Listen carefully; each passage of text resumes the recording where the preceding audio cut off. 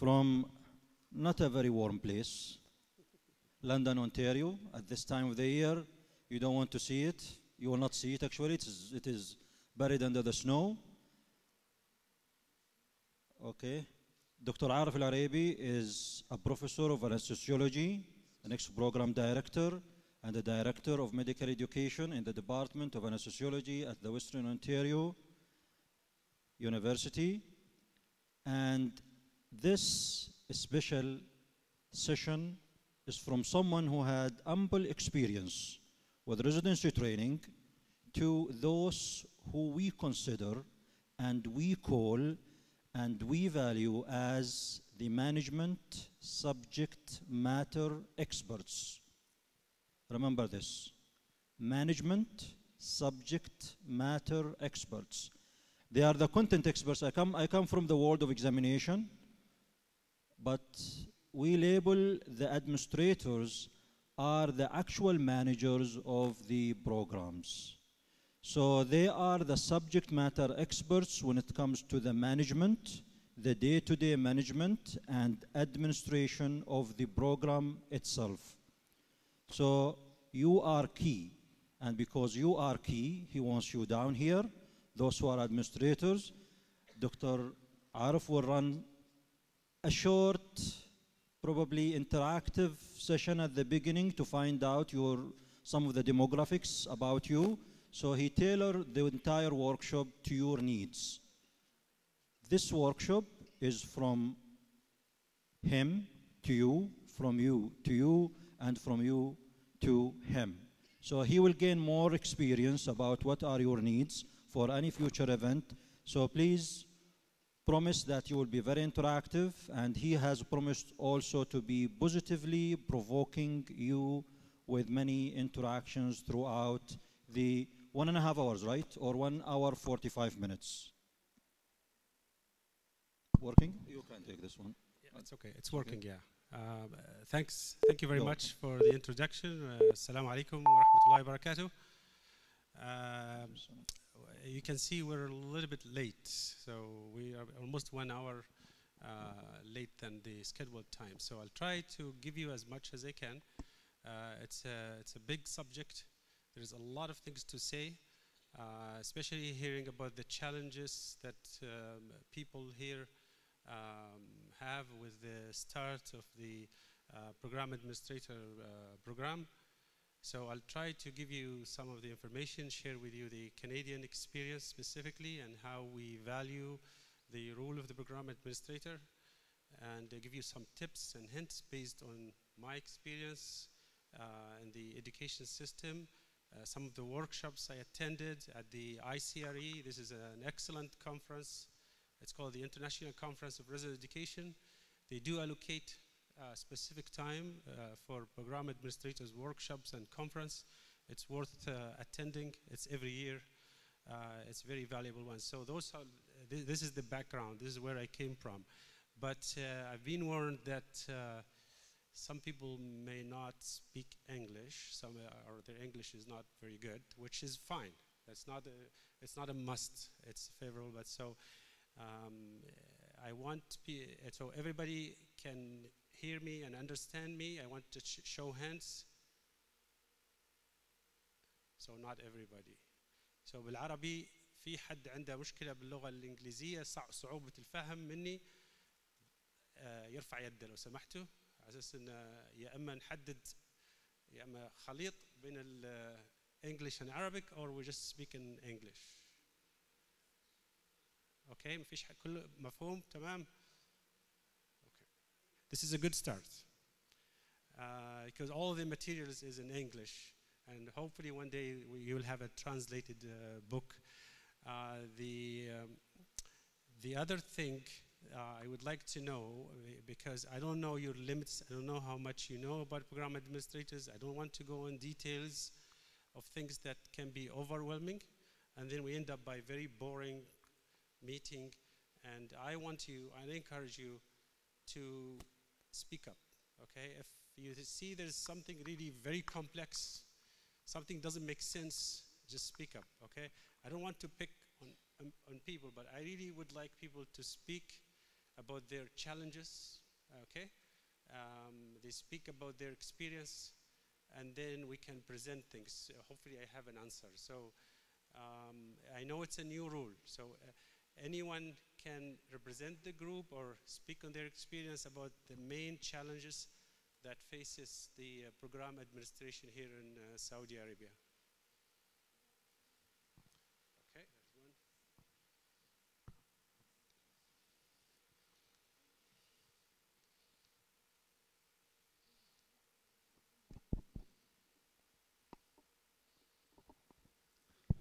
Thank you.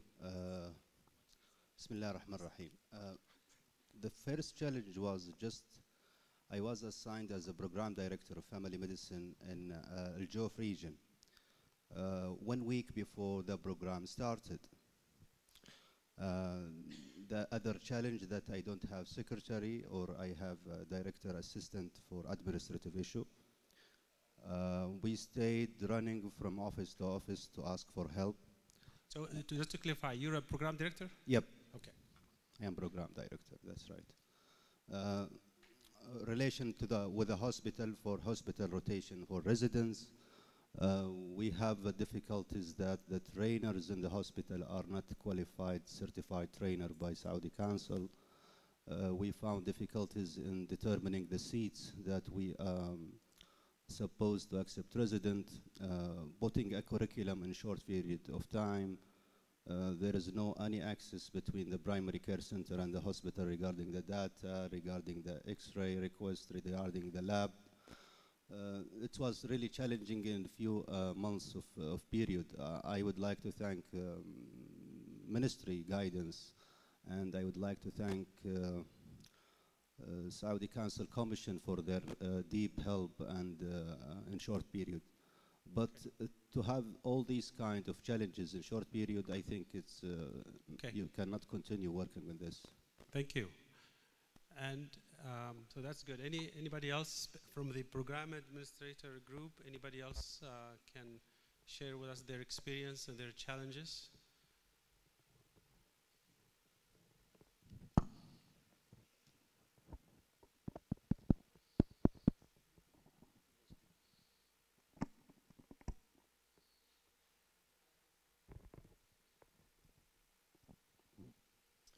Assalamu alaikum. Dr. Ibrahim Arseni, Program Director for Maxillofacial Surgery and Chairman of Local Committee. One of the difficulty we face about the evaluations of the resident during the rotations. There is a variables, subjective grade or marks between the instructor or the supervisors. I'm wondering how we can solve this one between the different centers or between the same centers. Okay, thank you.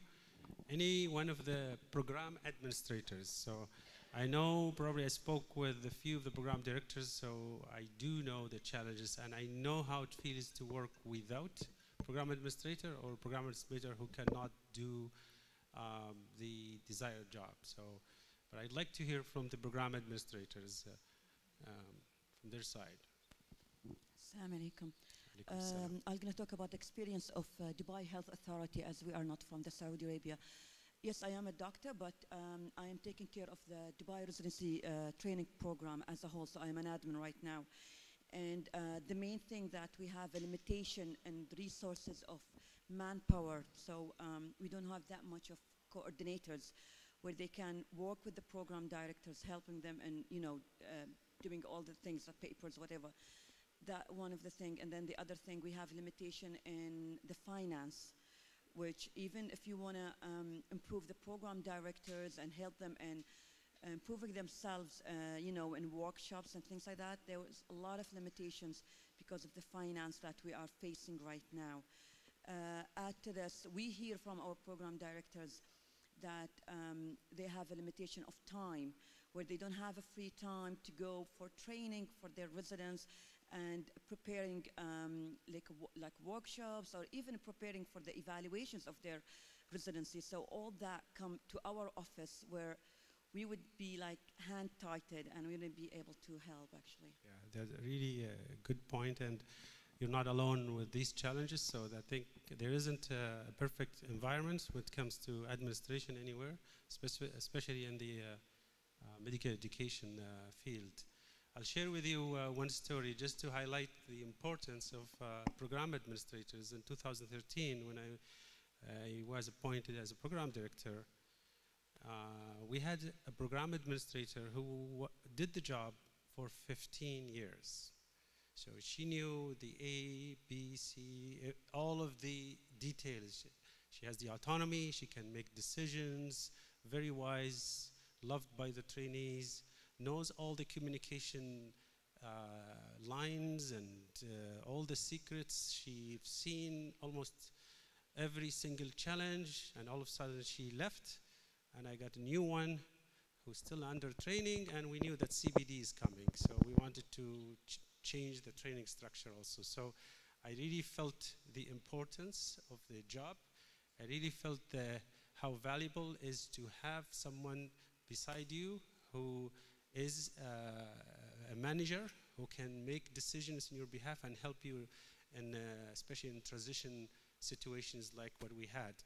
So we ended up by keeping the other program administrator as a part-time for 2 years and extended to 3 years till this July, or last July, for I believe last July, just to help with the transition. So that's very valuable, and more. I hear it's not a fully understood job here, and people, program directors should support this job, should advocate for more program administrators, more educational needs and support and workshops in order to do the job. So I prepared a lot of slides, but I'm not going to go through all of them. Some of them, I warn you, I'll skip them very fast just for the sake of time. I'll try to focus on some of the practical tips that will help you. Again, as I said early this morning, I'm giving you information based on my experience. They may not be applicable to your environment here. Take whatever you think can work with you here. There's a lot of room for creativity in medical education. You can't just copy and paste. And I said, all training programs are different. There isn't two quite identical training programs, even within the same country. So I think I do think it's different, me and my committee, than McMaster or Toronto. And that's another thing, the beauty of the Canadian system is the autonomy and the mutual trust between you and the Royal College and the postgraduate education, which is something also I expected to be everywhere. So these are the objectives. I'll try to go through program administrators as important component, as a communicator, and at the last few slides, probably the most important ones, I'll give you a few tips how to organize your time and how you do the job. So why are they important? This is one of the Canadian standards of accreditation that the program director should have support, which is already raised by 2 program directors here. It's a must to assure sufficient time and support. It doesn't specifically say a program administrator, but most of the surveys, they indirectly mean one of these as program administrator as one of the needs. So, and it's not a should. Probably most of you know the difference between must and should, so especially program directors. It's a very complex job. You know that we require from physicians the Canadian CanMeds. This is the backbone of our Canadian training. Everything is around the CanMeds, your goals, objectives, even now with your EPAs and milestones with CBD, and then we extract assessments out of these ones. And I found this also, I borrowed this from one of the program administrator workshops. This is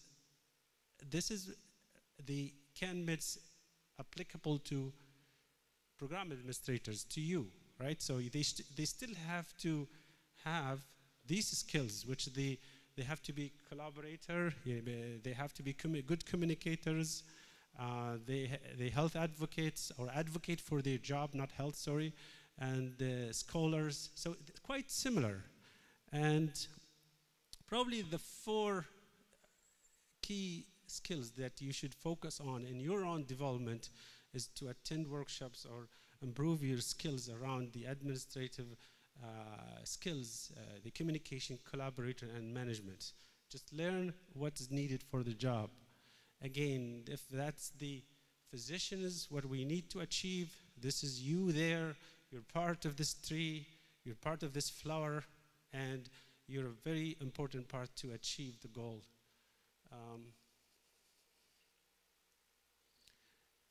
Now, this is the best description I've seen to describe a program administrator. Is you're the glue. You will be holding all parts together. There is no program director can do it. And I know some, rare, I think those are exceptional people. They don't have program administrators, but they do the job. But you need to communicate with your residence program committee, with the college, with the hospitals, with your program director, with the residents, with the faculty and university. And it's very dynamic. I'll skip this. And again, it's more of the management part is very important. So I wouldn't call that a secretary, okay? This is not a secretary job. If you think that you came as secretary, that's wrong. Your role is way bigger than this. And these are probably the best descriptions, your program coordinator or administrator. This is in McMaster, the surveys, the program directors, and this is what they said. They changed its complexity, and they do care. The passion is the driver. We talked about it in the last session. Even for program directors, the same thing. Love of education, passion about the job makes you do more. You don't have to just stick to the rules. You do have to stick to the rules, but you have to do beyond that. Again, if you're the glue for that group, you're the link of the chain of communications and the flow of the work. You're coordinating a lot of tasks, and you will see in the few slides how important is your job. Good BAs have interpersonal skills, and this is something, part of it is teachable, part is not, based on your personality. The second is they have a good relationship with your PD. If you have to choose one person that you have to have a good relation with, is your program director, and you should understand them very well in order to both of you do the job. They have passion about education and a team player. Job requirements. So I prepared this as a workshop. I wanted to ask people what they think. The problem is we are running out of time. So, but anyway, I'll go quickly through the job requirements. Again, basically, everything is extracted from here. Okay, you need to be administrative experts. You need to be communicator, collaborator, manager, professional, scholar, and advocate.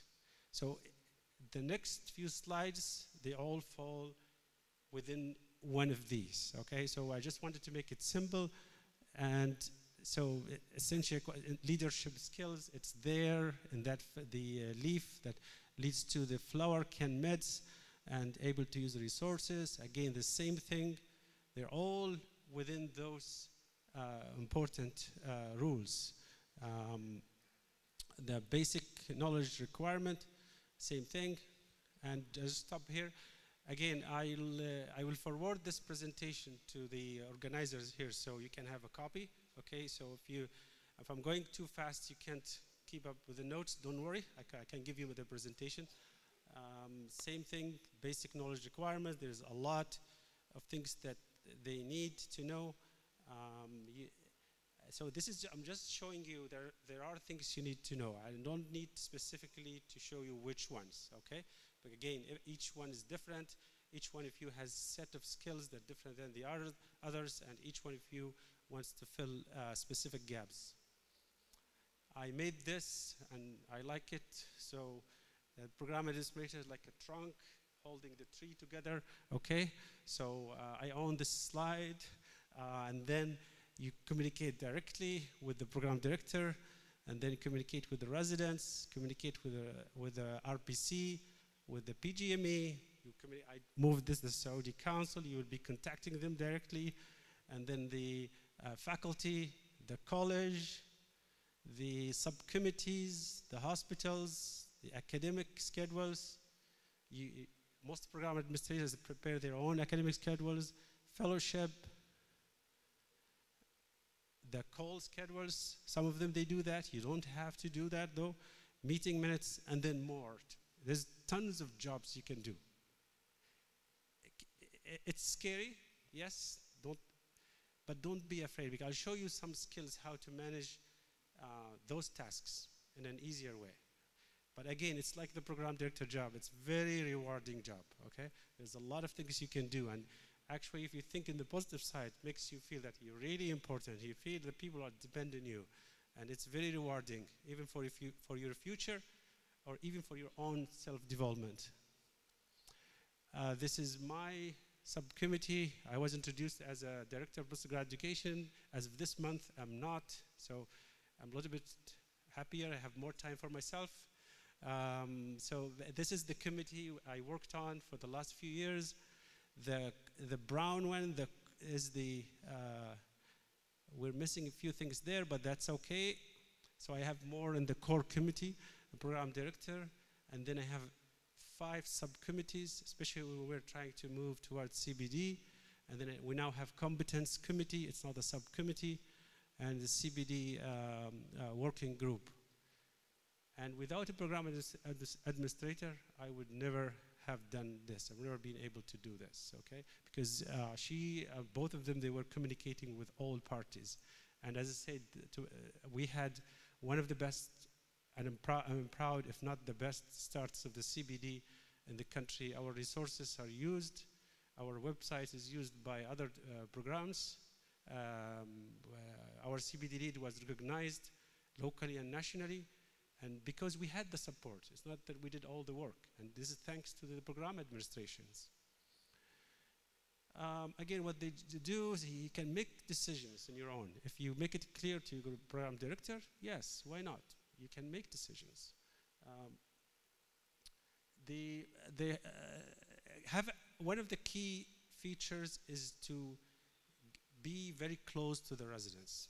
The relation between residents and program administrators is entirely different than the relation between residents and program directors. There's always that sense of fear. Whatever you do, program director, I try to be very friendly to them. They usually fear the program director. Their treatment to me changed in one day. As a faculty, as a program director, changed completely. So you can have the other job, which is the good cop approach, okay? So you can be like a brother or sister to them, and they will talk to you, and this will ease the process and the communication between different parties. And again, you report to your PD, residents and faculty. And a lot of, when you ask some of the program administrators, they will say, my residents. They will say, my residents do this. And they talk to other program administrators and say, my residents. They have this sense of ownership. It's like a family. Someone who's speaking about their brothers, sisters, or kids, right? Which is very good. That indicates the passion and interest, and also indirectly indicate that they're enjoying their work.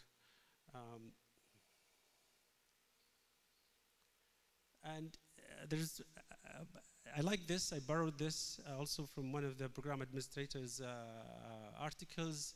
It's the institutional memory. That lady who stayed in the program for 15, 16 years in my department was the hard disk of the program. So she worked with 4 program directors, and she kept things together. Program directors kept coming to her. And again, they take pride. When the residents, they pass, they love it. It's like one of their kids passed the exam. So this is a good thing to have, and healthy thing to have. Again, you're the eyes and ears, okay? You're not spy, okay? But you're the eyes and ears of program directors because you get to see more. You have more contact with residents and other stakeholders than the program directors. And again, develop good relation with your other stakeholders, postgraduate medical education, the Royal College, and other PAs. And I found this very helpful even for program directors. We 17 program directors, we share one email and we communicate with each other, ask questions, and we share also resources. So they send us evaluations and yes. The program where I trained, our chairman secretary was the program administrator, and she was called mom of the residents. And Yeah. when I finished my residency, she retired also at about the same time. But then she was hired part-time to train or to help her, the lady who was there as her replacement. Yeah. So it's similar to probably my story, and I think there are a lot of similar stories in the past. The relation between program administrators and trainees is unique.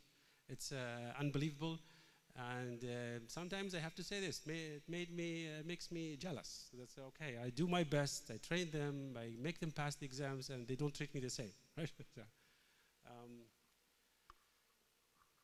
I'm going to skip this. I want to show you an example of how a year looks like in the life of a program administrator in Canada, because the year starts in July.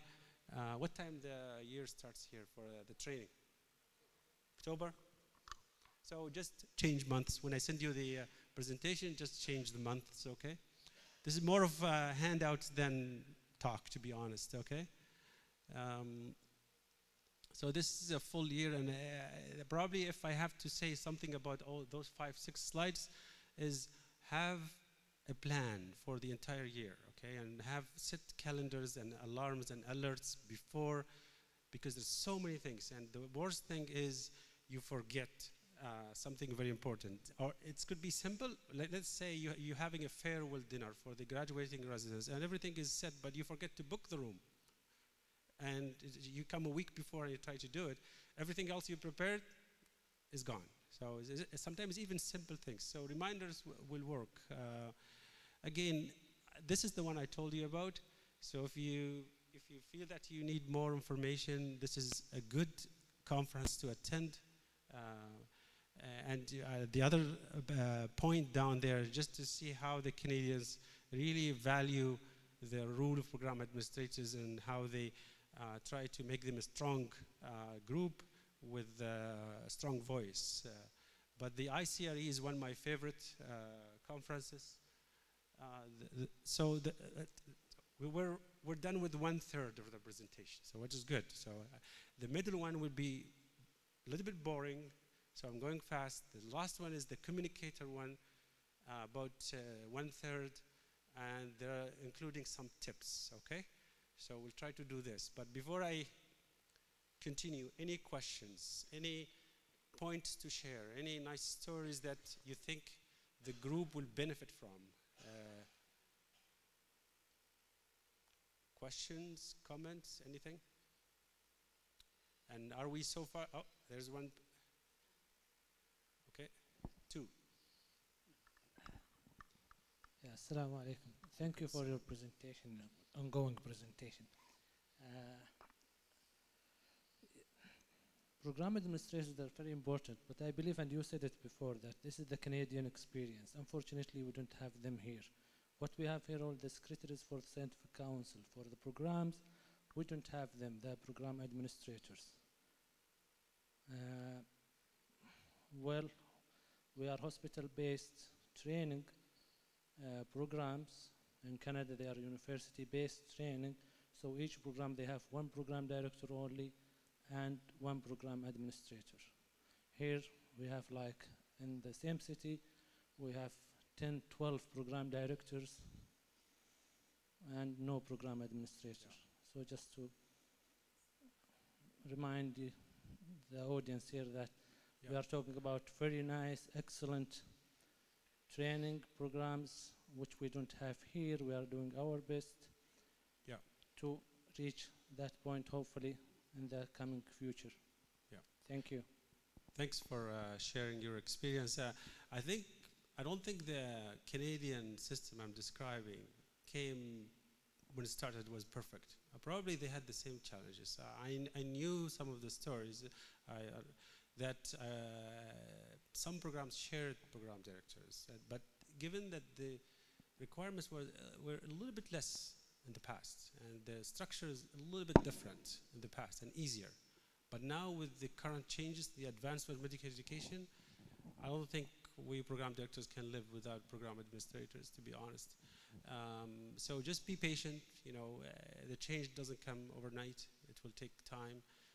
Today, I'm just introducing you to what's there, but you don't have to expect that, you know, it will be here in one day.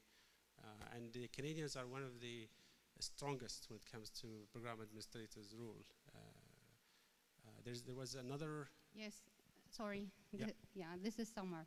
I have 22 years experience for the Saudi board program, coordinator for 7 programs. Actually, I suggest that the support for the program administrators will come first from Saudi Council, because the program director, he could help, but still the administrator, and sometimes they will tell anybody can do this work. They might not understand how much this work is important. So if Saudi Council will make this support from their side to show that this is really important, then we will receive this support. Another issue, I have one problem. Actually, it's not a problem. It's just for the communication. One candidate, he complained to me that he took permission from his program director while the head of the department, and he left for travel for 2 days. Then the head department did not know. He did not take any permission. Then he gave him a warning letter, or it's an oral, verbal warning. Then he told me why it will be blamed in this way.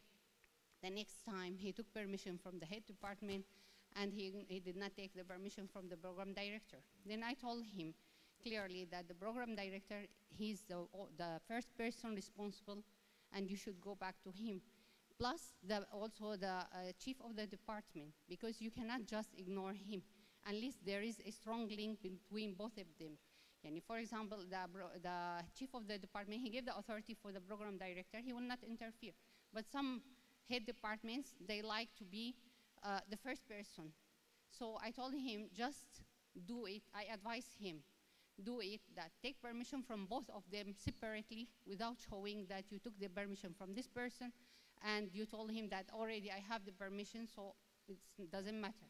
Then I convey it to my the director of the postgraduate. Just at least he will know that there is an issue. He can solve it in between without raising it to the administration. Thank you. I see, yeah. Those are major challenges. When you lose the communication, you don't know who you report to, and people are interfering with your work. Yes, the program administrator is an employee of the university, but they don't need to be under university. So the lady who retired was not working under university. Who worked for 16 years as a program administrator was hired with the hospital. The new one, though, is hired with the university. However, I think it comes down to the job description and terms of reference of the group and the community. So if you make, I think if we make it very clear, the job description, this is your job description, this is who you report to, that's done. People, you should be accountable. And it will take time to change the culture, though. So it's a relatively new rule. So it will take some time to people get used to this rule and respect that the relation between the program administrator and program director, respect the autonomy, which will take time. So for people to trust you and to make decisions, it will take time. So be patient. But thanks for sharing your experience. All right, move on. Okay, good. Those are good points. Again, I think we talked about their administrative job, and I warned you this one will be boring, so we'll go through it quickly. distribute evaluations. This is just, it goes with the tree. This is how much you do. These are just explanations of what's there, what the trunk is holding, okay? And they do the schedules. Although now it's easier now. I used, me and program administrator do the rotation schedule, which is very painful to do. I have 40 residents, 13 blocks, and they shouldn't interfere with each other. I need one residence per block, only one resident doing subspecialty. It's very confused. Until about 3 years, one smart lady came up with an interactive Excel sheet that made our job easy. So even it was complex, but with the new advancement technology, it became very easy. Minutes. My program administrators do the minutes, and they send them back to me. We edit them, and then we distribute them. There are a lot of workshops about minute taking, so it's a skill. It's not that easy. There is no magic format, but it's a good skill to learn. She scheduled the interviews with the residents because they're required by accreditation and the practice exams. All the journal clubs, the grand rounds, and the book rooms, and this is the one I talked to you about, your relation with the residents. So there's tons of things you do, and be patient with them. I tend to hear the word needy for residents, but I do respect it, to be honest. They have to be needy, that's okay. So just be patient, don't be upset with the people that are coming to you and calling you every time, we need this, we ask this. And actually, I consider it as a healthy sign. That means they trust you, they don't trust the program director. So they feel that they can talk to you. So if you close the door, then you may lose them. So the needy part is a good opportunity to get close to them. That's how I see it. Maintain files and do all of the other work, coordinate, maintain the website. She updates the website every year with all of the changes. We have an annual report also. She and I write down and send it to the chair chief.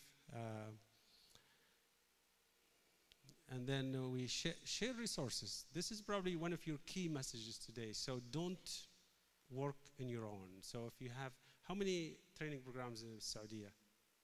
About 1,700? 1,700 training programs.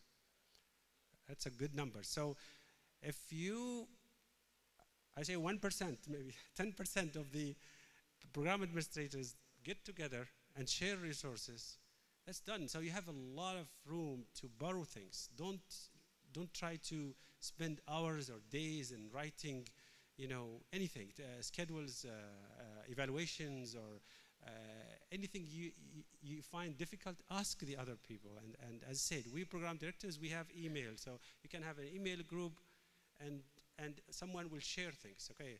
So one from King Saud, for example, ask a question, somebody from King Abdulaziz or Fahad, or they give you whatever you need. It's easy, in 1 minute. We also had a shared Dropbox. I forgot to say this, and I gave my program administrator an access. So each program will submit their documents and innovations, and especially with the CBD surveys, and I just go to the Dropbox and I choose. If I need terms of reference, even for program directors, if I need terms of reference, I don't have to spend a few hours to write them. I need job description, I don't need to. And there are new rotations where you have to write goals and objectives. You don't need to, it's the same. It's not secret. Again, this is one example. If you have a research day, basically the bottom line of this slide is have a checklist. You will forget. It's 1 day a year. When it comes next year, you may forget things. So have a checklist. You go through things, so not to forget. Resident selection also, we call it CARMS Day. It's a big event in Canada. We prepare for it probably 2 or 3 months ahead.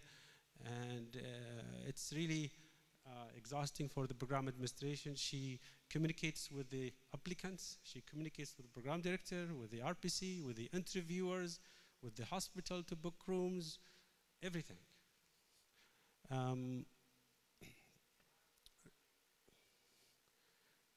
Again, this is the same when you do meetings, so just respect times. There will be busy times of the year when you schedule. We're asked to schedule a meeting, and I borrowed this from my previous talk, which I thought would be applicable also for the program administrators when you manage meetings. And so again, I'll send it to you, and I see probably half of you already attended this.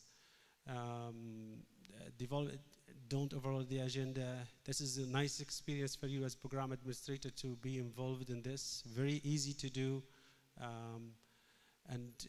Sending the minutes and the agenda, respect time.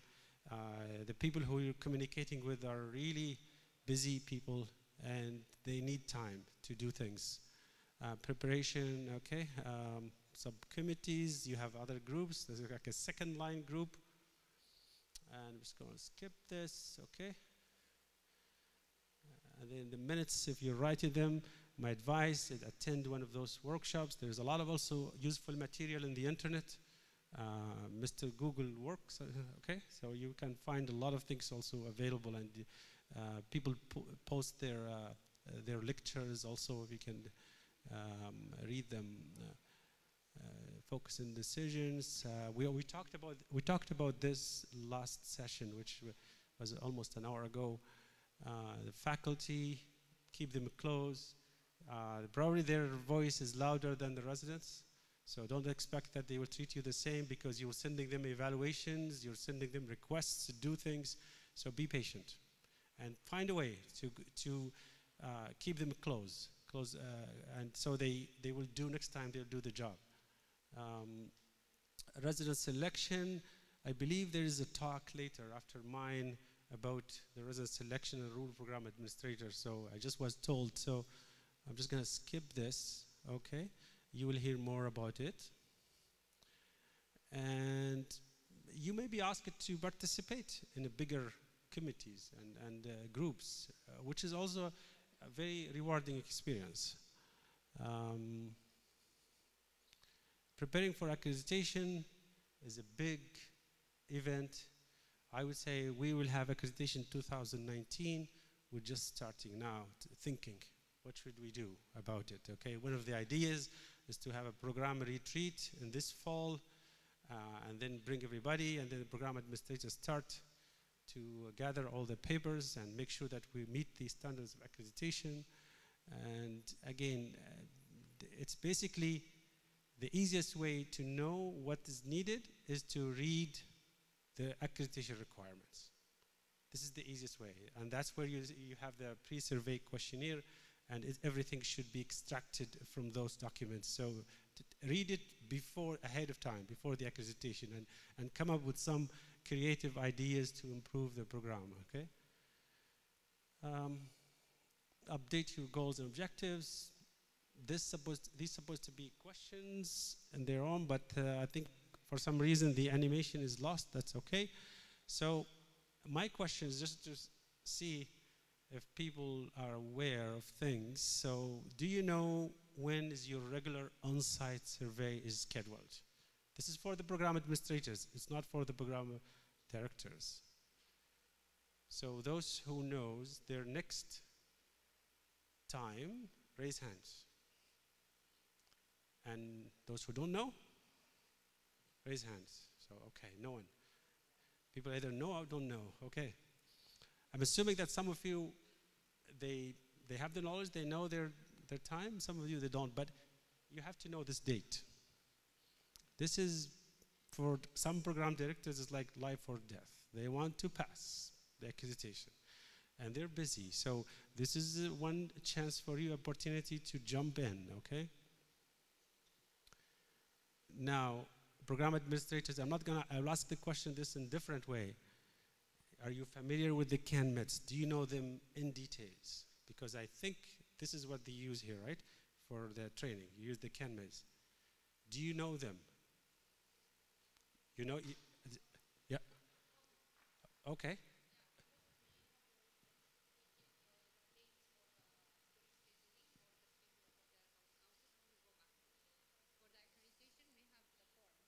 The forms, okay. Yeah.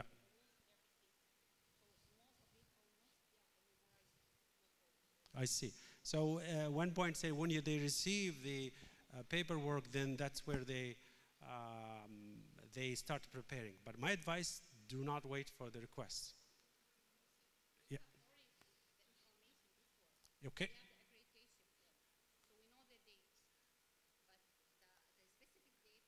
Oh, I see what you mean. Okay, so you just be ready and stay till the. Okay, good. That's very good. Now, if it's not bad answer to say no, I don't know about CanMeds, but do you know where you find the information? Okay. It's the curriculum, yeah, because your goals, objectives, and assessments are based on CanMeds. So my advice, when you leave tonight, educate yourself about the backbone. This is the main structure of training. And you'll be amazed how you'll feel comfortable once you understand the CanMeds for yourself or for the trainees. And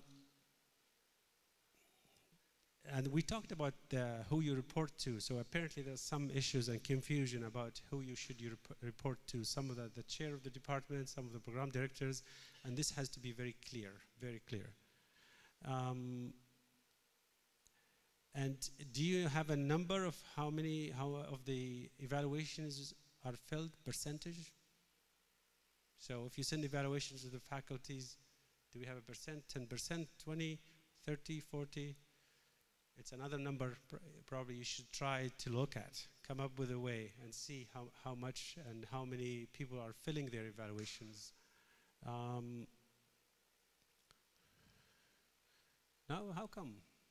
That's different. Again, use the checklist. Communication is essential. Okay, improve your communication skills. Don't think by default anybody is born by good communication skills.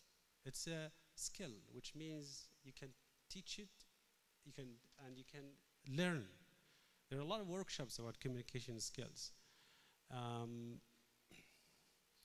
Again, this is all about what should we do, and probably one of the big jobs of program administrators is to review all the documents. It's huge, and how to go through it. Even sometimes small typos, they can, confuse people, the reviewers. And I heard about some decisions made by misunderstanding the surveys.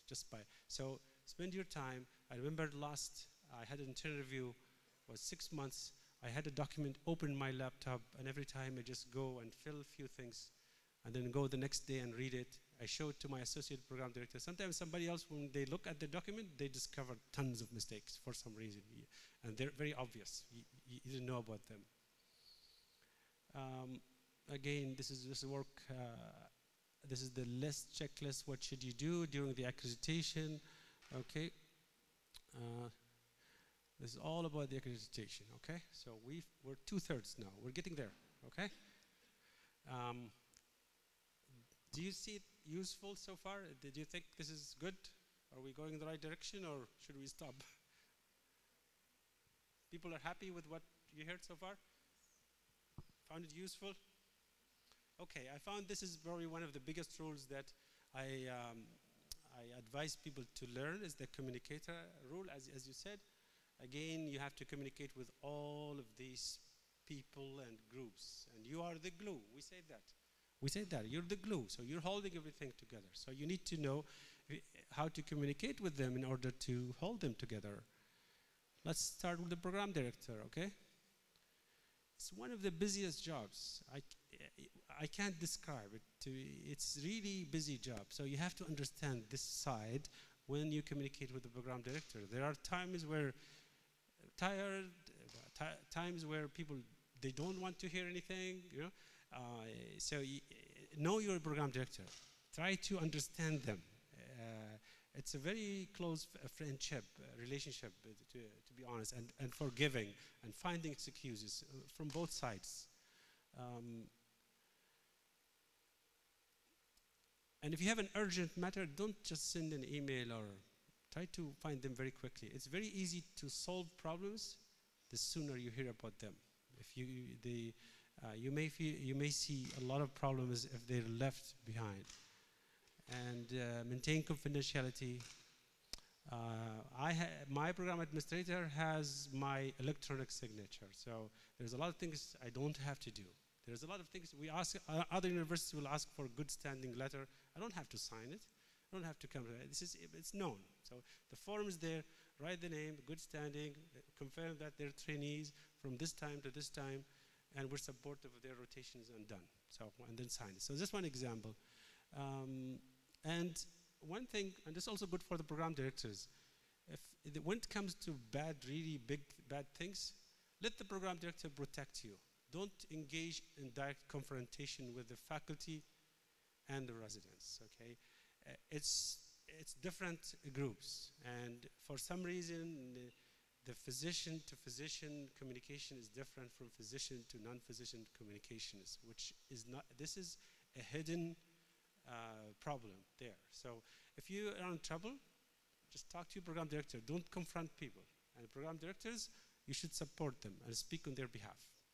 This way you strengthen the relationship between both of you.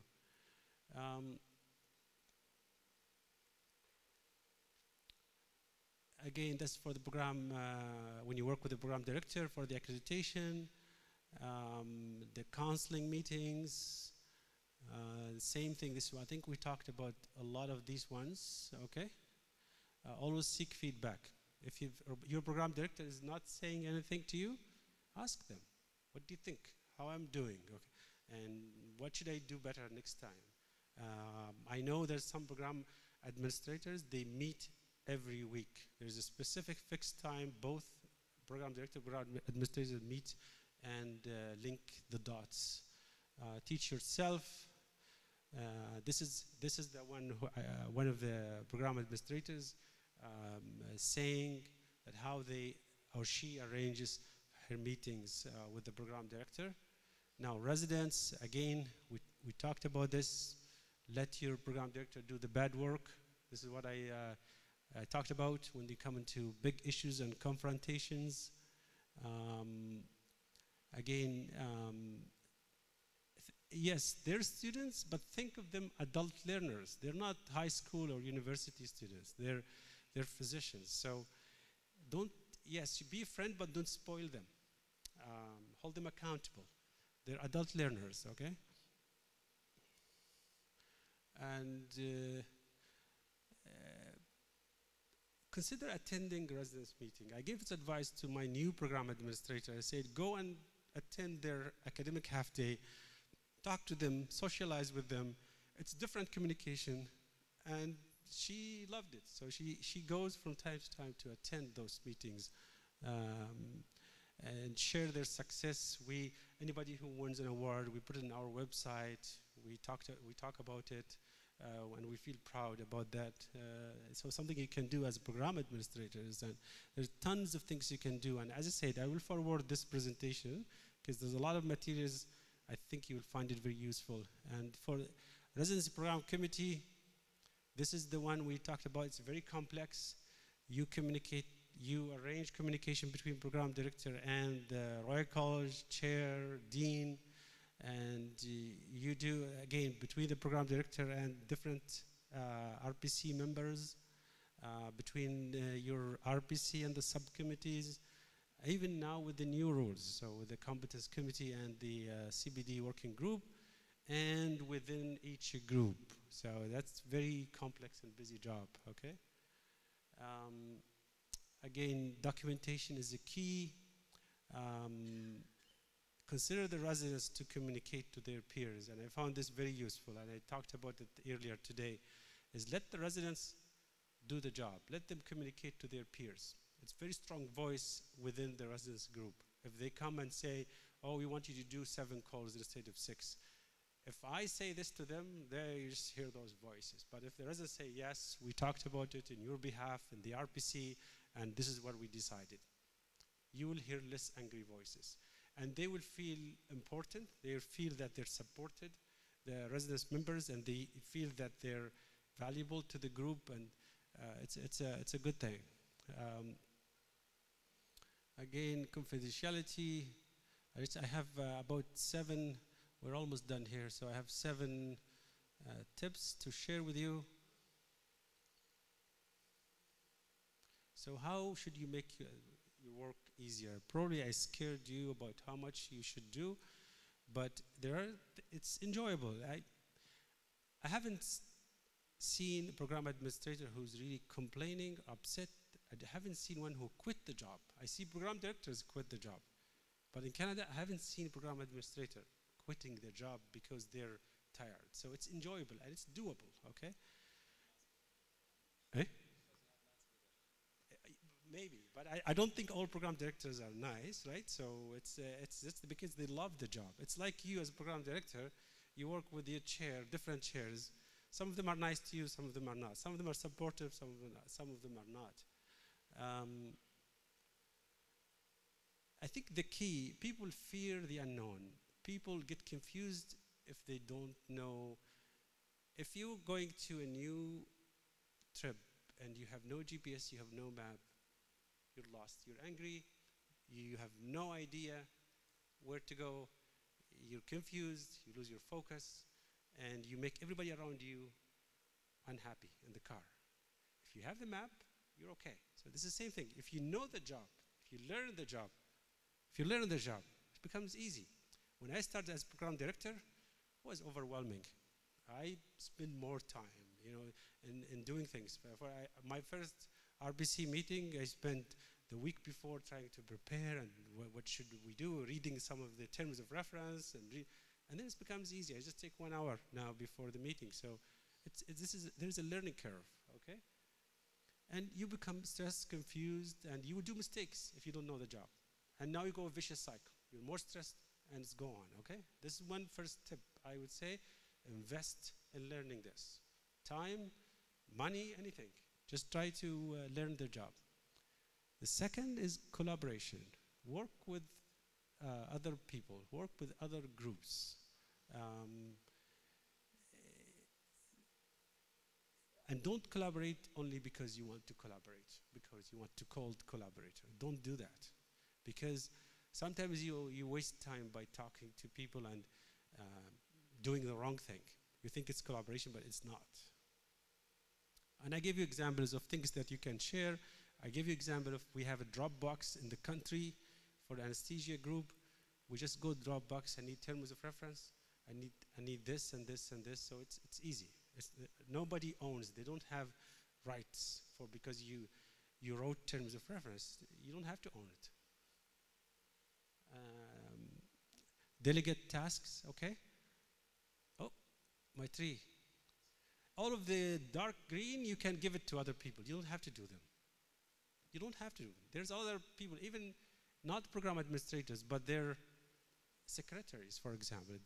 Some people look after the library. Some people are having less work. Or people who are interested to be program administrators in the future. Bring them, let them do some work. It's a mutual benefit. They do work for you and they learn from it, okay? Organization is a key. Remember I talked to you about the year map? Just sit for an hour or two and put all 12 months and the important events in every month. And when you need reminders, sending emails, when you have to send papers, when you request things, when you have to book rooms, and so on.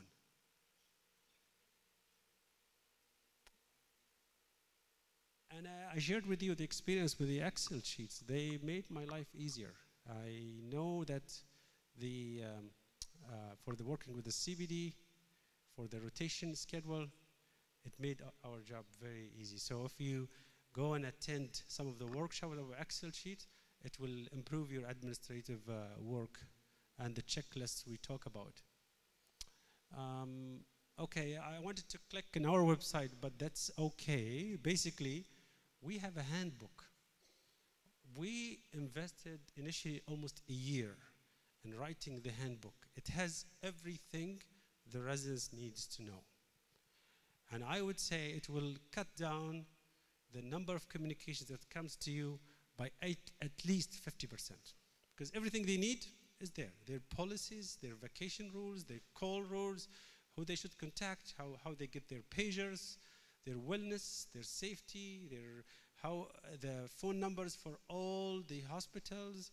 It's a big book, and it's not secret. You can log once you receive the presentation, click on it, go to programs, go to residency, and you will see handbook. It's up to you. You can take whatever you want from it. Okay. So, there's a lot of materials in our website you can have. We have also a CBD website linked to it. And if you need, I have my email address, the last slide. If you need any materials, I can send them to you. I can connect you with our program administrator for questions, for advices, okay? There are things that you should be familiar with, because sometimes someone calls you right away and you need an answer right away. Unless you know and have the knowledge, it would be very hard. So one of them is resident organizations, okay? You have to know them by heart. If you have any policies, all of them, because these are very sensitive matters and they can result in, you know, big decisions. The residents can be stopped from the program. They can go to legal actions. So you have to be careful. Call guidelines, because residents tend to play with the call, especially the call schedule. So you have to understand it and the accreditation requirement. Seek feedback. One of the biggest, probably, introductions I've done, I send surveys. Like the one I send you. I think they send it in a new format, but I use a free website called Survey Monkeys, and I have tons of surveys. I do one page, and I ask, in every year, I ask my RPC members about how they feel about the communication between the members. So I put the 14 names, and they rank them from 1 to 10. And I give feedback to them. If somebody was really bad during the year, I give them feedback and discuss with them how they improve. I discuss with the residents if their evaluations, they're filled on time, and I know what's the percentage. That's why I ask you the question. So if 40 of them, they will say, yes, our evaluation filled on time, I don't have to go to the actual software to see it. So surveys work, okay? Or ask for direct feedback. I repeated this because this was initially 3 talks, okay? And thank you very much. If you have any questions.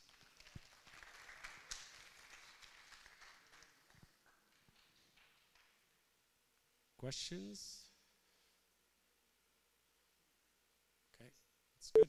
So pleasure to meet you, and hope you found that very useful. Doesn't end here. This is just the beginning. I gave you the information, and you can take it to the next level the way you want. Okay, so بالتوفيق وربي يبارك لكم في الخطوة هذه إن شاء الله خطوة مباركة. تفضل. Oh, it didn't show up, eh? Okay, when I send it, I'll put it the last slide, in the last slide, okay? Yeah, I don't know what happened. Yeah. All right, thank you. شكرا للدكتور عارف العريبي. أما الآن مع جلسة الدكتور سامي الحيدر، فليتفضل مشكورا. تفضل تحت. أعتقد I like the way دكتور عارف was doing it. لا بالعكس. طيب بسم الله الرحمن الرحيم. I know it's the end of the day. I thank everyone to stay till this time. So I was asked to present an outline of our matching process, which is actually tomorrow is the last day for application process. We ask the group who is remaining still here, how many of you are running as administrators for one postgraduate program? So one is running one program. How many of you, okay, 3. How many of you running more than one training program? So it's the same group, okay. How many of you running residency versus fellowship training program? I see hands there. Fellowship? Okay. So we have a mix of administrators running today. I don't know what will be your objective from attending this presentation. Yeah. Okay, so I will say next. So I will try to be up to the point, taking you through a journey of our matching process, which has been developed over years and years in the Commission. Before that, I decided just to share with you 2 or 3 slides about the concept of postgraduate medical education. I think Dr. Arif was talking about CAN-MEDS, your knowledge and awareness of the competency-based education, which is something now endorsed by the Saudi Commission as the strategy for postgraduate education. So probably working in your post as program administrator, you need to know some background about this concept of competency-based education.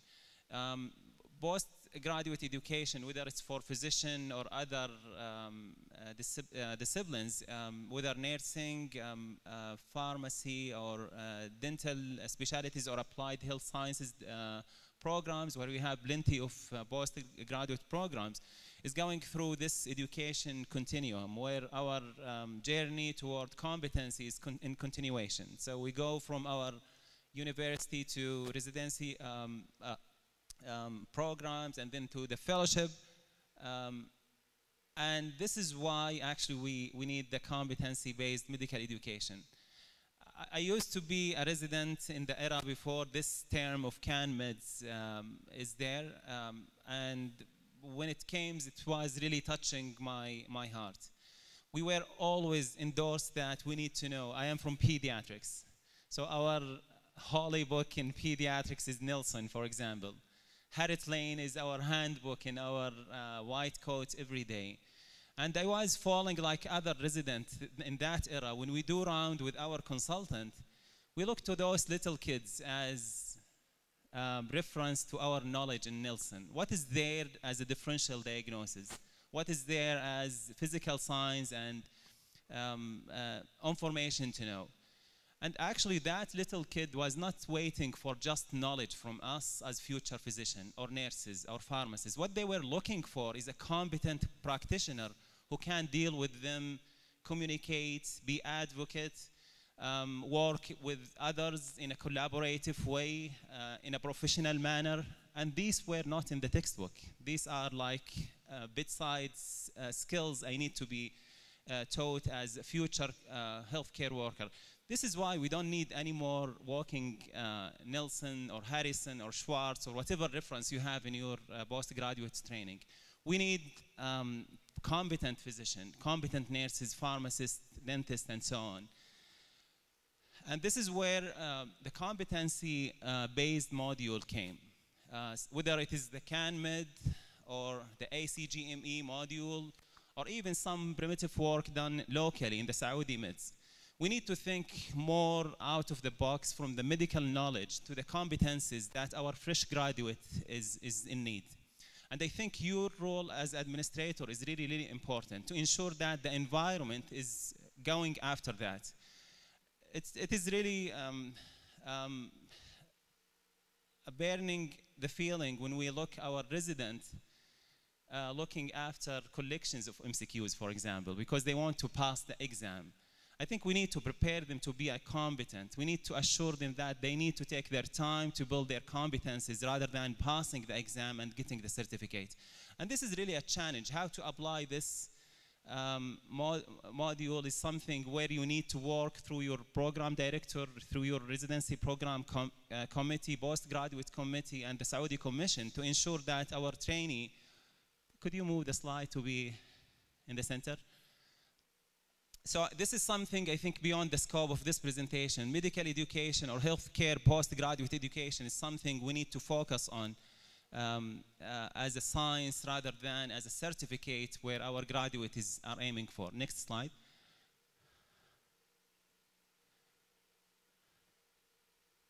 So this is really complex. So it's like the iceberg. We are not dealing with exam questions that they need to pass. There is attitude, behaviors, skills, especially for the surgical specialties or specialties where there is complex behavior and skills need to be done. Now let's move to what I was expected to present. I think I was expected to present something about briefly, which is going to be really brief for you. As I mentioned, most of you maybe have been through the process of application and acceptance admissions last year. We will go through the process. This is the booklet of application, which is available online on the Saudi Commission website, where you can find all the information about our application process for this year. Next slide. So there is basically 5 phases in order to get the final admission, or four phases. It starts with the application process, which is going to end by midnight tomorrow. At the end of the day tomorrow, the application phase will be over. And through this phase, the candidates will be able to create their account in the online application system. And that account will entertain their personal information, their documents for their qualifications. And they will be able also to select their options, which include at this phase only the specialities and the cities where they are going to apply. The new change in the application system this year, it moved from 7 options to 10 options compared with last year.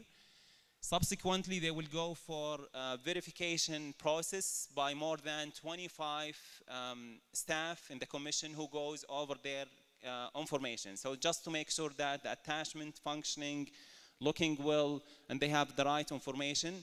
And then they will go through review for their document for the CV component, and they will get a portfolio scoring for the CV component. And by that process, the applicant will be able to get an aggregate score, which is going to be mentioned in the next slide. Next slide. So application will end up by getting nomination, and the nomination will be based on the aggregate score, which is an aggregate score of the following. There will be 50% related to their licensing exam, whether if they are physician, it will be the Saudi medical licensing exam. If they are nurses, it will be a Saudi nursing licensing exam, and the dental, there is Saudi dental licensing exam, and this year has been added the pharma as well for the pharmacology. GBA will account for 30% of their aggregate score, and 20% will be to the portfolio, the CV scoring. And so based on this score, this is the component for their portfolio, or the CV component, and this is the updated one for this year. It has been subjected for modification based on the feedback we got last year. So there is, as you can see, number 1, the city preference, whether it is a central, a common city selection or a peripheral city selection. If they are among the Dean's List Award, if they have research, if they have publication, if they have conference, symposia, if they have some volunteering activity, clinical experience, interest in the specialty, and sponsorship offer. Could you go back? So based on the nomination,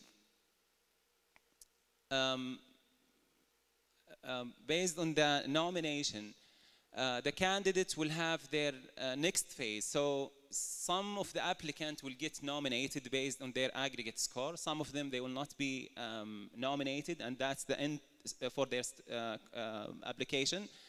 Those who got nomination after this phase, they will get the nomination letter through the online application system, and based on that, they will be nominated for one specialty of the selection they got in one city. And that will open for them all the centers for training in that city. So for example, if they have been nominated for internal medicine in Jeddah, they will find all the training center in Jeddah region, for example, for interviewing. And they will have 1 month period for interviewing. And that will end up with an ROL, or rank order list, for both. So the candidates, applicants, after their interviews, they will have a list of preference for the training center they did their interview. So they will rank the centers based on their preference, personal preference. And at the same time, each training center who have contributed to the interviews, they will rank the applicant from top to the bottom based on their preference. And there will be 2 rank order lists, one from the resident and one from the training center. And based on that, we come to the last step in the application, which is the matching, which is purely algorithm-based electronic process, where the 2 rank order lists will be matched together, and those who will be matching to the available seat in the training center will get final acceptance. Now that will be followed with the last step of registration. So getting the final matching result, you will be the candidate will receive an acceptance receipt. Based on that receipt, they can complete their registration. So it's not yet finalized. So they have to do their professional registration at التصنيف. So they have now, based on the new regulation, they have to have specific registration status based on their professional level. So for example, physician, they will get medical resident registration. The nurses, they will get nurse resident registration, and so on. They have to have a malpractice insurance. They have to have a sponsorship proof from their reference, or through the funding national bodies like the training department in the Ministry of Health, which has been the major sponsoring body for our trainee. And finally, they have to do online tuition payment, which was our first time last year, and it was a great success through the system of SADAD. So they can do it online, and they can pay their tuitions, and by this, they can be ready to start their training in October. So most of those information is available in the booklet. This is the timeline. Could you raise it a little bit up? No, the next slide. Just make it in the middle. So actually, we are now in the row number 3. It's actually has been extended from 15th of February till tomorrow, Monday. And then on the 25th of March, we will get the announcement of nomination results, where the interview will take place for the next month. And then the most important time for the applicant is the 27th of May, where the announcement for the matching result will take place. There is another maybe important deadlines important for you to know. Can you stay? Few seconds. I know everyone is in a hurry to leave. So one important deadline is on the 26th of April. You need to remember this date, because as administrator, you need to ensure that your program director will submit their ROL, the rank order list, before that time. Because in order to submit the ROL, your rank order list, your preference of candidate through the online system, it has to go from the program director, and then it needs to be approved by your academic affair chair. So this is the deadline to submit the ROL for your program list through the program director and the academic affair.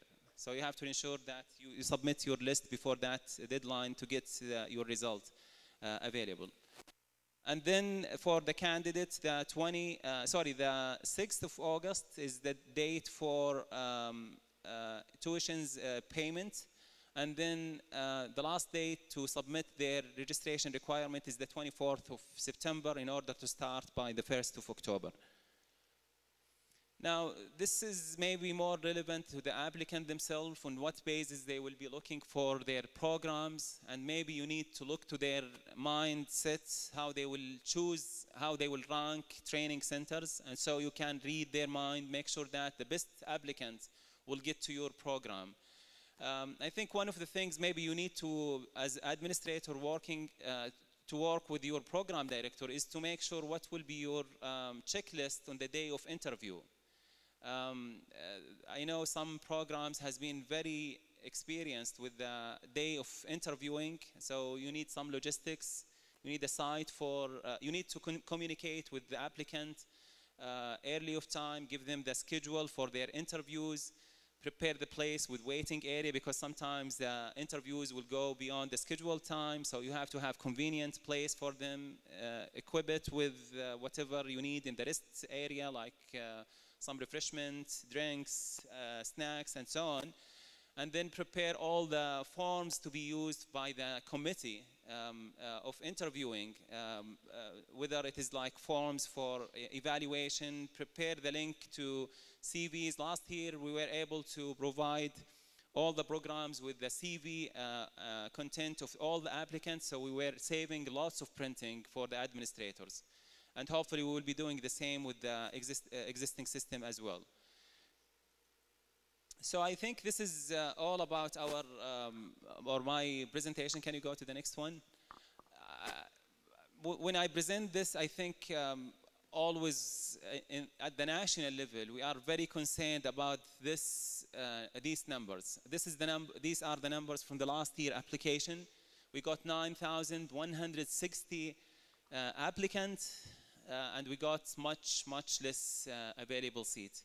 Ultimately, we were able to accept only 44% of the physicians who applied for postgraduate training. We were able only to accommodate 8.7% for the dentist, only 11.8% for the pharmacy, and 38% for combined nursing and applied health science. So these are really scary numbers, and this is applying lots of pressure on our applicants. We are trying with all the existing projects in the Commission to expand our training seats without compromising the quality of training, and this is why we get this forum for the accreditation, to ensure that our expansions in training are fulfilling our criteria. So it's really like a challenge. It's exactly like this. We have very limited seats with huge gush of customers. We are not trying actually to accommodate them in a speedy, multiple trains, fancy. We are really looking for safety as well. We are trying to align with our national interest and strategy. And we are trying to do this with you as our partner and stakeholders who can really make a difference. I will be happy to answer your questions. I hope I present what you were looking for through this presentation. Thank you so much.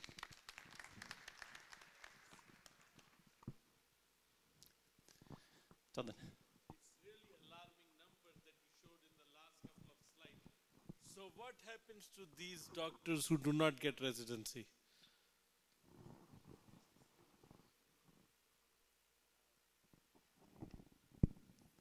Yeah, I know. It's actually very scary numbers, and there is many efforts and initiative has been taken through the Commission and even beyond the Commission.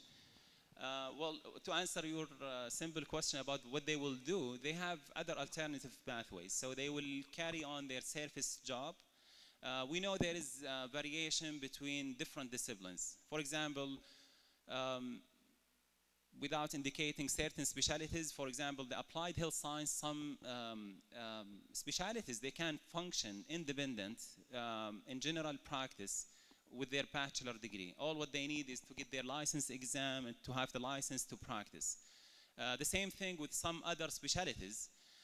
We are trying to expand. Over the past year, we multiplied our scientific committees by 100%. We got 36 scientific councils that included 3 new applied health science, 7 more dental councils.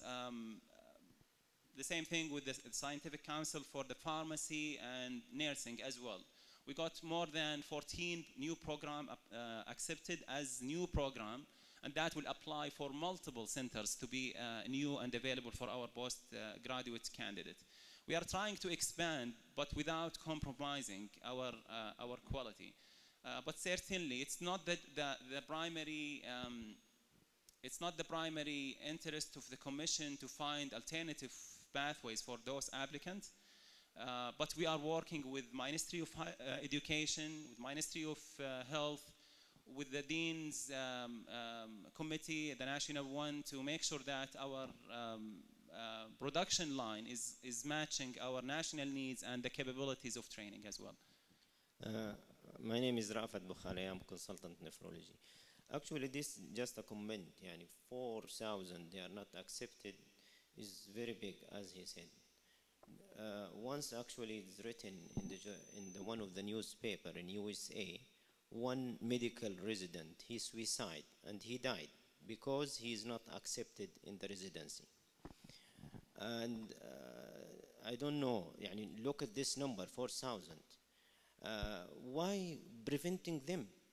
يعني let them enter. If they failed, okay, fail them. If they cannot make the Saudi board 4 years, they can do it 5 years, 6 years, 7 years. Fail them, but accept them. Accept them. يعني 4,000, they are not accepted. It is really need solution. Yes. Okay. Well, actually, this can take us for يعني continuous discussion. I think postgraduate education is a little bit different than graduate education. What I mean by exactly is the classroom, didactic-based education. This is a work-based education and training rather than education, where you need to ensure that there is minimum capability of the training system to accommodate those candidates. I mean, the whole point behind the accreditation process is to check the readiness for the training center to be a training center. And part of that readiness is the ratio between the setup and the number of trainees. And we know for a fact, if you exceed that number, the competency acquisition for those trainees will go down. And there is no way, whatever exams you add throughout the process of licensing, is to acquire or to ensure that they will have this competency later on. I think they deserve the full support and training in order to be included in the admission of those training programs. I agree with you. I mean, we are always in this challenge. Can we accommodate more than that number? However, can we provide what we are committed for as a learning objective for those candidates? This is really the challenge. There. السلام عليكم دكتور. اسمي دكتور عارف الحسن، مدير برنامج جديد. كل الشكر والتقدير لجميع العاملين في الهيئة على الجهود الكبيرة. لكن أثناء المحاضرة اللي قدمت سابقا أنه ستاندر لما نطلب على سبيل المثال الزيادة في اعتراف في مركز تدريبي أو زيادة السعة التدريبية، لا تزال ستاندر غير واضحة من الهيئة. لماذا لا تقوم الهيئة على سبيل المثال بوضع ستاندر معايير الجميع يعني يلتزم بها، حتى ما يدخل في مشاكل الإيميلات، المعلومة هذه ناقصة، ليش ما قدمتها في التاريخ الفلاني، ليش ما استكملت البيانات. هذا الاقتراح الأول. الاقتراح الثاني، البلد تحتاج إلى استشاريين في جميع التخصصات، سواء طبية أو صيدلة أو تمريض إلى آخره. الهيئة أنا أعتقد من اللي أنا لاحظه أنها لا تعترف ببرامج الأخرى وتضع العراقيل، مع احترامي إذا سمحتوا لي يعني الأوبن ديسكشن، يعني الناس اللي MRCGB هولدر، عرب بورد سيرتيفايد، جوردانيان بورد سيرتيفايد، برامج جيدة، لكن حتى السعودي لما يحصل على هذه الدرجات ويجي يبغى يسوي تصنيف مهني يوجد عراقيل كثيرة. ما هو يعني كومنت على هذه النقاط؟ طيب أنا ببدأ بالكومنت الأولى اللي هو أنا ذكرت السؤال الأخير الثاني اللي هو expanding. السؤال الأول expanding زيادة عدد الساعة السريرية للبرامج.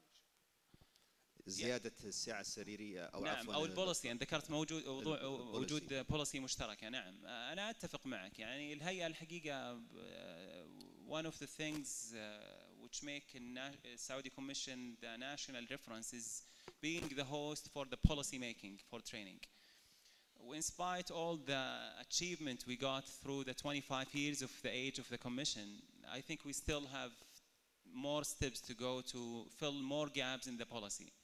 Especially we have very complex healthcare system where there is universities and postgraduate sections in those universities. We have specialist hospitals, we have Ministry of Health, we have military, National Guard, other defensive hospitals, which is contributing to the training. And that will require sophisticated policy to be available to accommodate for all the needs. I think we are still gaps in our policy. There is improvement, and I think we are working again through the committees, through the new reshape of the commission, which has taken place over the past 2 years. The other, I think, vital enhancer is the IT solution.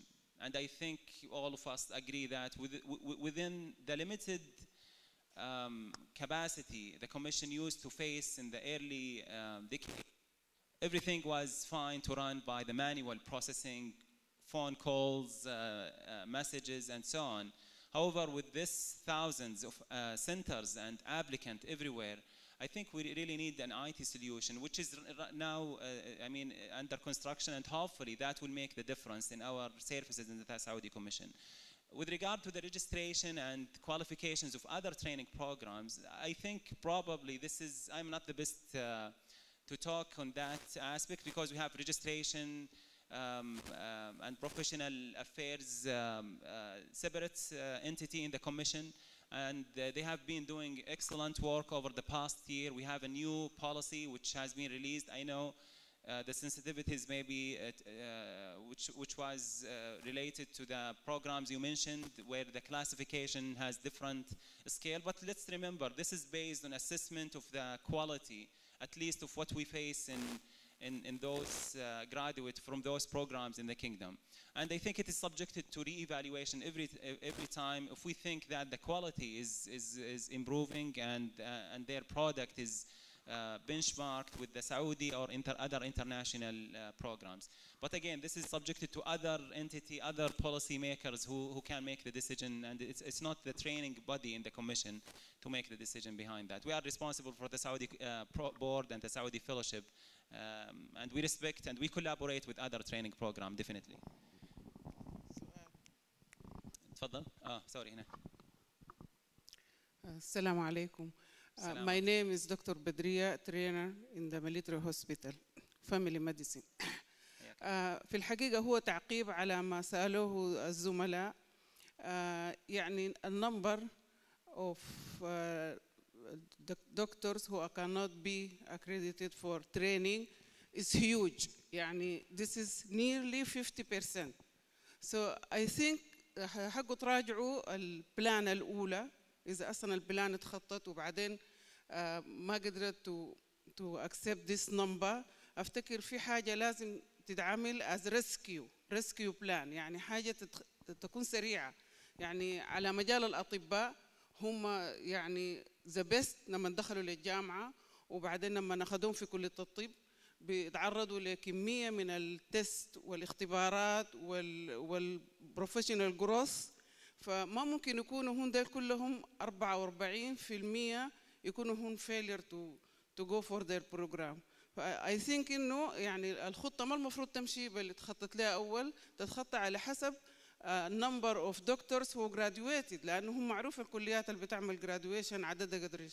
المفروض يكون في rescue plan عشان النمبر على الأقل يكون 20% معقول، لكن قريب ال 50% too much. واضح النقطة. Thank you so much, and I agree. I think this is يعني considered يعني national disaster to have this number of graduates without the ability to accommodate them. I agree with you. And today we are talking about administrator role as assets لل training program. Not to underestimate what you mentioned, what my friend there mentioned. There have been a huge effort led by the Commission, by the Transformational Office, by the Ministry of Health, the Ministry of Education. Over the past 3 weeks, there have been multiple workshops for the workforce planning in the kingdom, including the healthcare system. There was a dedicated workshops for nursing, applied health. There will be one coming for medicine, dental happened already. So I think there is a huge effort. There is another forum and conference coming and organized, hosted by the Commission over the coming month to discuss those issues, how we can accommodate those graduates in our training program. I think it's multifactorial. We remember we stayed on 7 medical schools, for example, across the kingdom for years and years, and all over a short period of time we exceeded now 35 medical schools. I think it's very risky move to make sure that we can accommodate all of them in the same setting. We are working hard to expand our postgraduate seats, and this forum is actually one step to add the readiness for those training programs by clarifying the accreditation process as a gateway for those sites to be ready to accommodate them. So I agree. I know the frustration, we feel it all. I think it's a national interest for everyone to make sure that we provide the solution sooner, not later, and inshallah we will be there بإذن الله. Thank you so much. I really appreciate your readiness and interest to stay and passion, and we'll be really looking for the next meeting. Thank you so much. شكرا للدكتور سامي الحيدر. فليتفضل الدكتور عبد الرحمن هوساوي لإلقاء كلمة الختام.